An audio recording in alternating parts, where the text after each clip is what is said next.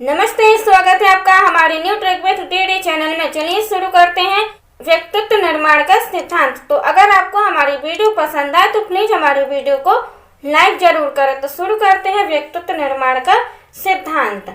तो व्यक्तित्व निर्माण का जो सिद्धांत है वो दो लोगों ने दिया है। सबसे पहले दिया है G.W. आलपोर्ट ने और दूसरा दिया है कैटल ने, R.V. कैटल ने। लेकिन आज हम यहाँ बात करने वाले हैं G.W. आलपोर्ट के बारे में कि G.W. आलपोर्ट, जिनका पूरा नाम है गार्डनर विलार्ड आलपोर्ट। तो गार्डनर विलार्ड आलपोर्ट ने जो सिद्धांत दिया है व्यक्तित्व निर्माण के सिद्धांत में, वो दिया है शील गुणों का सिद्धांत, personality trait theory of Allport. जो सिद्धांत दिया है शील गुणों का सिद्धांत, ये कब दिया था? तो ये दिया था सन 1961 में। कहाँ के रहने वाले थे? तो ये रहने वाले थे अमेरिका के। नेक्स्ट है शील गुणों का अर्थ, कि जो शील गुणों का सिद्धांत इन्होंने दिया था। तो सबसे पहले हम बात करेंगे कि शील गुण का आखिर अर्थ होता क्या है।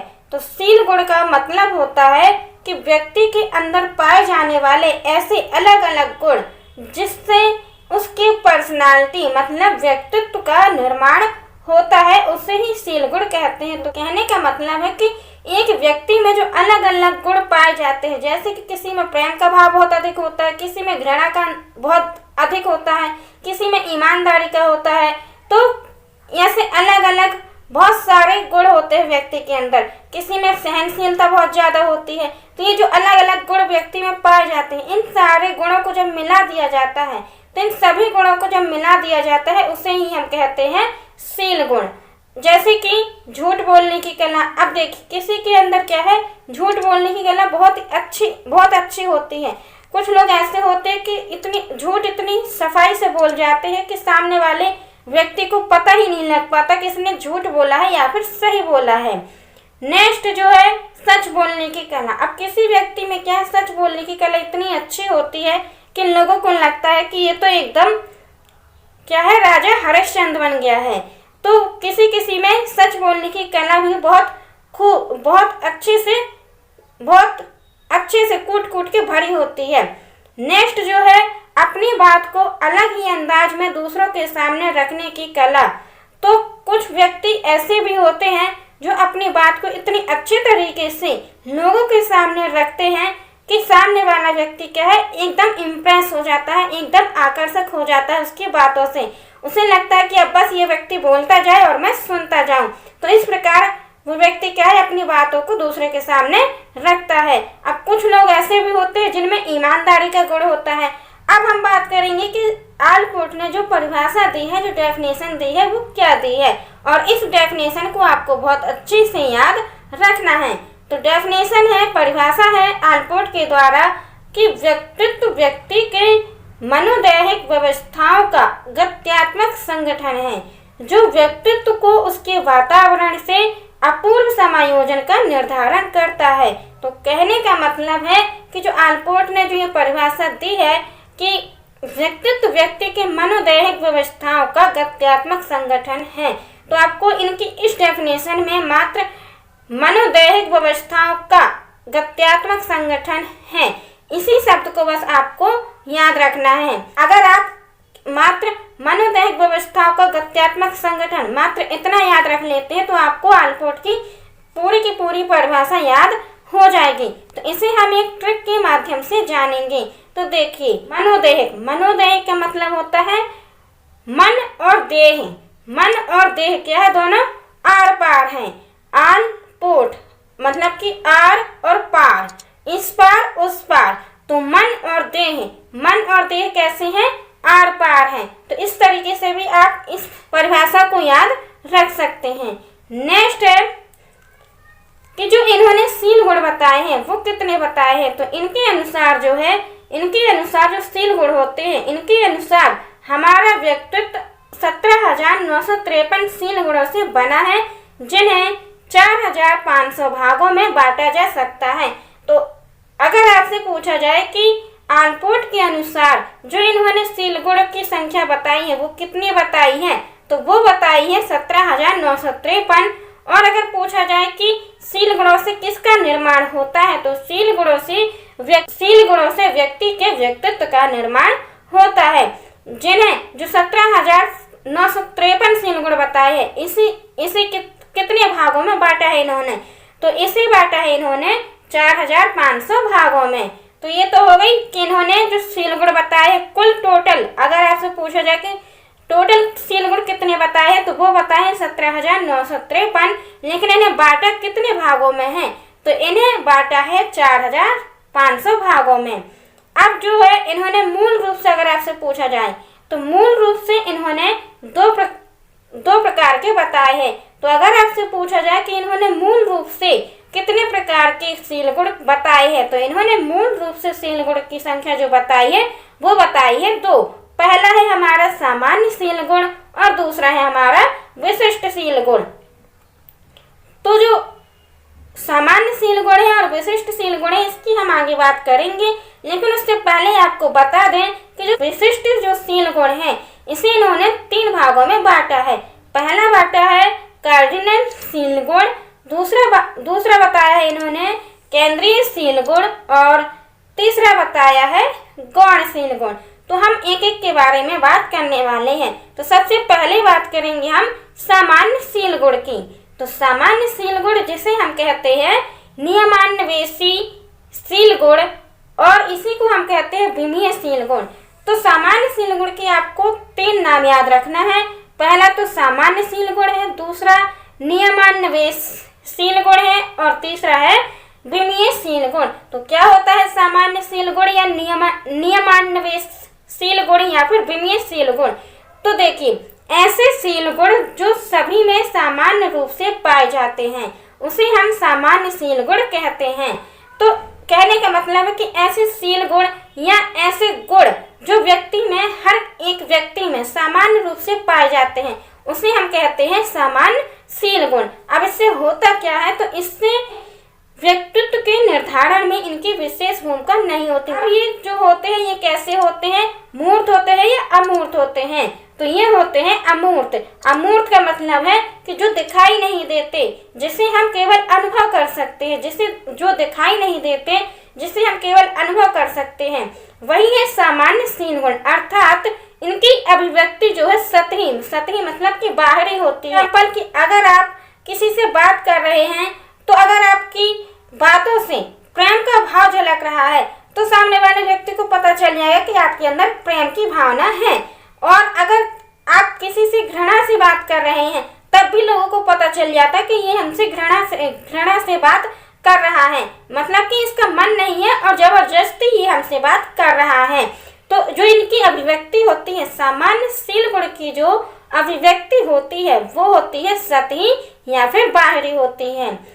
इनसे व्यक्तित्व का निर्धारण नहीं होता, जैसे कि हम पहली बात कर चुके हैं कि व्यक्ति के व्यक्तित्व का निर्धारण सामान्य शील गुण से नहीं होता। इस पॉइंट को आपको विशेष रूप से याद रखना है। किंतु व्यक्ति के व्यक्तित्व का निर्धारण तो नहीं होता, मतलब व्यक्ति के जो पर्सनालिटी डेवलप होती है वो तो नहीं होती, लेकिन क्या होता है कि मानव में नियमों का निर्धारण होता है। लेकिन क्या होता है, मानव में नियमों का निर्धारण जरूर होता है। भले ही व्यक्ति के व्यक्तित्व का निर्धारण ना हो, लेकिन नियमों का निर्धारण होता है, इसीलिए इसे हम नियमान्वेष शील गुण कहते हैं। चूंकि इनकी अभिव्यक्ति सतही होती है, मतलब बाहरी होती है, अतः इन्हें हम विमीय शील गुण भी कहते हैं, जैसे कि प्रेम, दया, सहयोग, नियम, संयम, धैर्य, नमस्ते, प्रणाम आदि। तो देखिए, सामान्य शील गुण में ये सारे आ जाएंगे। आप कहते हैं प्रेम, देखिए प्रेम हर एक व्यक्ति में मिलेगा। अब इसकी जो मात्रा है वो आपकी कम भी हो सकती है और ज्यादा भी हो सकती है। तो प्रेम जो भाव है, जो प्रेम शील गुण है, वो सभी में पाया जाता है, सामान्य रूप से पाया जाता है। और दया हो गया, दया की भावना भी, जो दया का शील गुण है, ये भी सभी में सामान्य रूप से पाया जाता है। सामान्य रूप से मतलब कि इसकी मात्रा जो है थोड़ी कम या ज्यादा हो सकती है। किसी में दया की भावना बहुत अधिक होती है तो किसी में दया की भावना कम होती है, लेकिन जो दया का शील गुण है ये सभी में पाया जाता है। इसी प्रकार से सहयोग की भावना भी सभी में पाई जाती है। अब ये कम भी हो सकती है और ज्यादा भी हो सकती है। इसी प्रकार नियम होते हैं, तो क्या होते हैं, कि जो नियम होते हैं, हर एक व्यक्ति का अपना कुछ ना कुछ नियम होता है। फिर है संयम। संयम भी हर एक व्यक्ति में पाया जाता है। अब हो सकता है कि किसी व्यक्ति में जो संयम है वो बहुत कम हो, या फिर किसी व्यक्ति में जो संयम होता है, धैर्य होता है, वो अधिक हो या कम हो। तो कम या अधिक हो सकता है, लेकिन पाया सभी में जाता है। इसी प्रकार नमस्ते, तो देखिए नमस्ते भी सभी लोग करते हैं। अब कुछ लोगों की नमस्ते करने की जो हैबिट होती है वो बहुत ज्यादा होती है कि कोई भी व्यक्ति मिला उससे नमस्ते कर लिया, लेकिन कुछ व्यक्ति ऐसे होते हैं जो विशेष व्यक्ति को ही नमस्ते या प्रणाम करते हैं। लेकिन नमस्ते या प्रणाम की जो शील गुण है ये पाए सभी व्यक्तियों में जाते हैं, इसीलिए इसे कहा गया है सामान्य शील गुण, कि जो सभी में पाए जाते हैं वही होते हैं सामान्य शील गुण। नेक्स्ट बात करते हैं विशिष्ट शील गुण की। तो विशिष्ट शील गुण होते हैं कि ऐसे शील गुण जो व्यक्ति विशेष में पाए जाते हैं। अब ऐसे शील गुण जो व्यक्ति विशेष में पाए जाते हैं उसे ही हम कहते हैं विशिष्ट शील गुण। जैसे कि मदर टेरेसा में सेवा का भाव। विशिष्ट शील गुण से होता क्या है कि इससे क्या होता है, व्यक्ति विश्व प्रसिद्ध हो जाता है, मतलब कि उसे सभी लोग जानने लगते हैं। विशिष्ट शील गुण जिसके अंदर होता है उस शील गुण के कारण व्यक्ति क्या है, विश्व भर में विख्यात हो जाता है। जैसे कि मदर टेरेसा। अब मदर टेरेसा में सेवा का भाव, ये सभी जानते हैं कि मदर टेरेसा कितनी ज्यादा, उनके अंदर कितना ज्यादा सेवा का भाव था, वो कितनी ज्यादा सबकी सेवा में लगी रहती थी। दूसरा है हमारा गांधी जी में अहिंसा का भाव। अहिंसा का भाव या गुण, तो देखिए गांधी जी को भी सभी जानते हैं कि ये क्या थे, अहिंसावादी थे। ये क्या है, अहिंसावादी थे। तो इन्हें भी सब जानते हैं कि गांधी जी अहिंसावादी कहलाते हैं, क्योंकि इनके अंदर जो सबसे अच्छा गुण था वो यही था कि ये अहिंसावादी थे। ये हिंसा करके कोई काम नहीं करवाना चाहते थे, ये अहिंसा मतलब अहिंसा से ही सारे काम करवाना चाहते थे। ये सारे काम इन्होंने अहिंसा के द्वारा ही किए हैं। अपने अहिंसा के गुण के कारण ही इन्होंने सारे कामों को किया है। नेक्स्ट है राजा हरिश्चंद्र में सत्यवादी का गुण। तो देखिए राजा हरिश्चंद्र को कौन नहीं जानता कि ये सत्यवादी थे। ये कभी भी झूठ नहीं बोलते थे। तो इन्हें हम क्या कहते हैं कि इन्हें उपाधि मिल जाती है सत्यवादी की, मतलब कि जो इनके अंदर सबसे अच्छा गुण पाया जाता, सबसे अच्छा गुण था वो था सत्यवादी का, जिसके कारण इन्हें प्रसिद्धि मिली है। तो जिस गुण के कारण जिस व्यक्ति को प्रसिद्धि मिलती है, या जिस गुण के कारण व्यक्ति विश्व भर में प्रसिद्ध हो जाता है, तो वही होता है आपका विशिष्ट शील गुण। कि मतलब कि वो व्यक्ति क्या है, विशिष्ट है। उसके शील गुण अगर विशिष्ट है मतलब कि व्यक्ति भी विशिष्ट है। तो ये हो गया हमारा विशिष्ट शील गुण। अब है नोट, जो आपको बहुत अच्छे से याद रखना है। तो नोट है कि आलपोर्ट ने अपने इस सिद्धांत में सामान्य शील गुणों को केवल शील गुण, मतलब कि ट्रेड जिसे हम कहते हैं, तो सामान्य शील गुण को जो आलपोर्ट ने कहा है वो केवल शील गुण ही कहा है। कि अगर आपके पेपर में आ जाए कि सामान्य शील गुण का अन्य नाम क्या है, तो इसे हम केवल शील गुण भी कह सकते हैं, जो कि आलपोर्ट ने कहा था। और दूसरा जो है व्यक्तिक शील गुण, जिसे विशिष्ट शील गुण कहते हैं। तो विशिष्ट शील गुण को इन्होंने नाम दिया है पूर्ववर्ती शील गुण। से पूछा जाए कि सामान्य शील गुण को आलपोर्ट ने दूसरा नाम क्या बताया है, तो आलपोर्ट ने सामान्य शील गुण का जो दूसरा नाम बताया है वो बताया है केवल शील गुण। लेकिन अगर आ जाए कि व्यक्तिक शील गुण का अन्य नाम इन्होंने क्या बताया है, आलपोर्ट ने व्यक्तिक शील गुण का जो दूसरा नाम बताया है, अन्य नाम बताया है, वो क्या बताया है, तो वो बताया है पूर्ववर्ती शील गुण। तो ये नाम आपको याद रखना है कि सामान्य शील गुण को शील गुण कहते हैं और व्यक्तिक शील गुण को पूर्ववर्ती शील गुण कहते हैं। पहला पॉइंट में आप जो कॉर्डिनल शील गुण है इसमें आपको याद रखना है कि इसमें क्या होता है कि व्यक्ति के व्यक्तित्व के निर्माण में जो है इसकी भूमिका बहुत अधिक नहीं होती, इनकी संख्या भी कम होती है। ये भी आपको याद रखना है। यह बहुत अधिक व्यापक होते हैं। संख्या भले ही कम होती है लेकिन क्या है, ये बहुत अधिक व्यापक होते हैं। इनके प्रभाव से क्या होता है, व्यक्ति विश्वविख्यात बन जाता है। For example Amitabh Bachchan acting के लिए विश्वविख्यात हैं। तो देखिए अमिताभ बच्चन को कौन नहीं जानता कि इनकी जो एक्टिंग है, इनकी जो एक्टिंग है, ये अपनी एक्टिंग के कारण ही क्या है, पूरे विश्व भर में प्रसिद्ध हैं। सभी जानते हैं अमिताभ बच्चन को। तो किस कारण से जानते हैं, उनकी एक्टिंग के कारण से जानते हैं। जो हाव भाव को लोगों के सामने पेश करते हैं तो उसी से ही क्या है, हम अमिताभ बच्चन को जानते हैं। नेक्स्ट है केंद्रीयशील गुण। तो केंद्रीयशील गुण क्या होता है, यह अपेक्षाकृत कम व्यापक होते हैं। तो केंद्रीयशील गुण क्या होता है, यह अपेक्षाकृत कम व्यापक होते हैं। दूसरा है कि व्यक्तित्व के निर्माण में इनकी सबसे अधिक भूमिका होती है। तो अगर आपसे पूछ लिया जाए कि व्यक्ति के व्यक्तित्व में सबसे अधिक महत्वपूर्ण भूमिका किस शील गुण की होती है, तो वो होता है केंद्रीयशील गुण। केंद्रीयशील गुण किस शील गुण के अंतर्गत आता है, तो ये आता है विशिष्टशील गुण के अंतर्गत। नेक्स्ट है कि यह समाज में व्यक्ति को विशिष्ट बनाते हैं।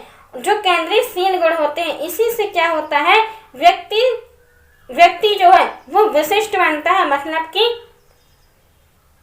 सबसे अलग बनता है, सबसे अलग दिखता है केवल अपने शील गुण के कारण।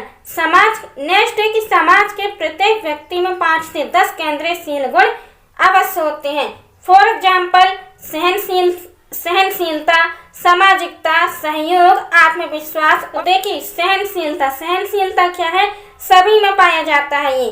और अगर जिसके अंदर बहुत ज्यादा सहनशीलता होती है तो सहनशीलता के कारण अगर व्यक्ति में ज्यादा सहनशीलता है तो वो अपनी सहनशीलता के कारण क्या है, समाज में विशिष्ट बन जाता है कि इस व्यक्ति के अंदर क्या है, सहनशीलता बहुत ज्यादा है। फिर है सामाजिकता। तो सामाजिकता का भाव अगर व्यक्ति के अंदर बहुत अधिक है तो उसके कारण व्यक्ति क्या है, समाज में विशिष्ट बन जाता है। नेक्स्ट जो सहयोग, अगर सहयोग की भावना व्यक्ति के अंदर बहुत अधिक है तो सहयोग की भावना के कारण भी क्या है, व्यक्ति समाज में विशिष्ट बन जाता है, मतलब कि अलग ही उसकी पहचान बन जाती है। नेक्स्ट है आत्मविश्वास। अगर व्यक्ति के अंदर आत्मविश्वास बहुत अच्छा है, बहुत अधिक है, तो उसके कारण भी व्यक्ति क्या है, अपने समाज में विशिष्ट बन जाता है, मतलब कि सबसे अलग दिखने लगता है कि ये व्यक्ति क्या है, बहुत ही अच्छा है, इसके अंदर क्या है, बहुत अधिक आत्मविश्वास है, बहुत अच्छा सहयोग करता है। तो यही होता है आपका केंद्रीयशील गुण। व्यक्ति क्या है, विशिष्ट बन जाता है। जिस गुण के कारण व्यक्ति विशिष्ट बन जाता है वही होता है आपका केंद्रीयशील गुण। तो केंद्रीयशील गुण की बात हो गई है। अब नेक्स्ट बात करते हैं गौणशील गुण की। तो गौण पूर्ववृत्तिशील गुण, यह शील गुण कम संगठित, कम स्पष्ट और बहुत कम व्यापक होते हैं। नेक्स्ट है कि इनकी संख्या अधिक होती है। नेक्स्ट है कि व्यक्तित्व के निर्धारण में इनकी विशेष भूमिका नहीं होती। नेक्स्ट है कि इनके प्रभाव से व्यक्ति कुछ विशिष्ट व्यवहार का प्रदर्शन करता है। तो अगर आपसे पूछा जाए कि किस गुण के कारण, किस शील गुण के कारण जो है व्यक्ति विशिष्ट व्यवहार को प्रदर्शन करता है, तो वो करता है गौणशील गुण के कारण। जैसे कि विशेष प्रकार के कपड़े पहनना। अब कुछ लोग ऐसे होते हैं कि कुछ अलग ही प्रकार के कपड़े पहन लेते हैं जिसे व्यक्ति जो है, जिन्हें व्यक्ति देखते ही रह जाते हैं। और दूसरा क्या है कि शरीर की अलग ही बनावट बना लेते हैं। तो कुछ लोग ऐसे होते हैं जो अपने शरीर की अलग ही बनावट बना लेते हैं, कुछ भी लीपापोती करते रहते हैं और अलग ही कार्टून जैसा अपना भेष बना लेते हैं। तो इससे क्या होता है, उसकी विशिष्ट व्यवहार का प्रदर्शन कर रहा होता है। व्यक्ति क्या है, जब वो अपने शरीर की अलग ही वेशभूषा बना लेता है, अलग ही बनावट बना लेता है, मतलब कि व्यक्ति क्या है, अलग ही व्यवहार जो है प्रदर्शित कर रहा है। जो नेक्स्ट है वो है विशेष प्रकार का हाव भाव। कुछ व्यक्ति ऐसे भी होते हैं जिनके हाव भाव, जिनके इमोशन क्या है, बहुत ही ज्यादा अलग होते हैं कि व्यक्ति अगर उसे सुन ले तो क्या है, एकदम हंसी से लोटपोट हो जाए। तो इस प्रकार का जो विशिष्ट व्यवहार होता है, जो सबसे अलग व्यवहार होता है, तो वो प्रदर्शन करता है किस गुण के कारण, तो वो करता है गौड़शील गुण के कारण। अब हम बात करेंगे इनके सिद्धांत की विशेषताओं के बारे में। तो शील गुण की जो विशेषता है वो है कि शील गुण सामान्यता दिखाई नहीं देते, किंतु व्यक्तित्व के निर्धारण में इनकी विशेष भूमिका होती है। एकदम सही बात है कि जो शील गुण होते हैं, अब जैसे कि प्रेम का भाव, अब किसी के माथे में लिखा थोड़ा ना है कि इसके अंदर प्रेम का भाव बहुत अधिक है, या फिर अगर किसी के अंदर दया की भावना बहुत अधिक है तो उसके माथे में या उसके शरीर में ये लिखा थोड़ा ना रहता है कि इसके अंदर क्या है, दया की भावना अधिक है। जब व्यक्ति बोलता है या किसी से बातचीत करता है तब उसकी भावना का पता चलता है कि इसके अंदर जो है कौन सा गुण है। कहने का मतलब है कि व्यक्ति में जो है शील गुण दिखाई नहीं देते, लेकिन फिर भी क्या है, व्यक्ति के व्यक्तित्व के मतलब की पर्सनालिटी में जो पर्सनालिटी डेवलप होती है उसमें इसकी भूमिका बहुत अधिक होती है शील गुणों की। नेक्स्ट है कि प्रत्येक व्यक्ति में शील गुण पाए जाते हैं। सामान्य शील गुण, अगर यहाँ हम सामान्य शील गुण की बात करें तो सामान्य शील गुण क्या सभी में पाए जाते हैं। तो इसीलिए क्या है कि इनके सिद्धांत की जो विशेषता बनी है कि प्रत्येक व्यक्ति में शील गुण पाए जाते हैं। तो एकदम सही है कि जो व्यक्ति में शील गुण होते हैं वो सभी में पाए जाते हैं। नेक्स्ट है कि इन्हें अनुभव किया जा सकता है। नेक्स्ट है कि यह मानव व्यवहार को निर्देशित करते हैं। तो ये क्या है, मानव व्यवहार को निर्देशित करते हैं, मतलब कि उसे निर्देश देते हैं कि अब आप ये काम करें, अब आप ये काम करें। तो ये जो मानव का व्यवहार होता है, मानव का जो बिहेवियर होता है उसे निर्देश देता है कि अब ये काम करना है, अब इस स्थिति में आपको ऐसे बोलना है या किसी और स्थिति में आपको इस तरीके से बोलना है। तो ये क्या है, मानव के व्यवहार को निर्देश करता है। नेक्स्ट है कि यह अभिप्रेरणात्मक होते हैं, जो व्यक्ति के व्यवहार को प्रदर्शन करने के लिए प्रेरित करते हैं। तो जो शील गुण होते हैं वो कैसे होते हैं, अभिप्रेरणात्मक होते हैं, मतलब कि प्रेरणा रूपी होते हैं, जो व्यक्ति के जो व्यवहार है उसको प्रदर्शन करने के लिए प्रेरित करते हैं, मोटिवेट करते हैं। तो अगर आपको हमारी ये वीडियो पसंद आई हो तो प्लीज हमारी वीडियो को लाइक करें। चैनल को अभी तक सब्सक्राइब ना किया हो तो प्लीज चैनल को सब्सक्राइब कर लें और बेल आइकन को जरूर प्रेस करें और इस वीडियो को अपने दोस्तों के साथ में शेयर करें। तो धन्यवाद, स्वस्थ रहें, मस्त रहें और अपनी फैमिली को भी स्वस्थ रहें। मिलते हैं नेक्स्ट वीडियो में, तब तक के लिए धन्यवाद।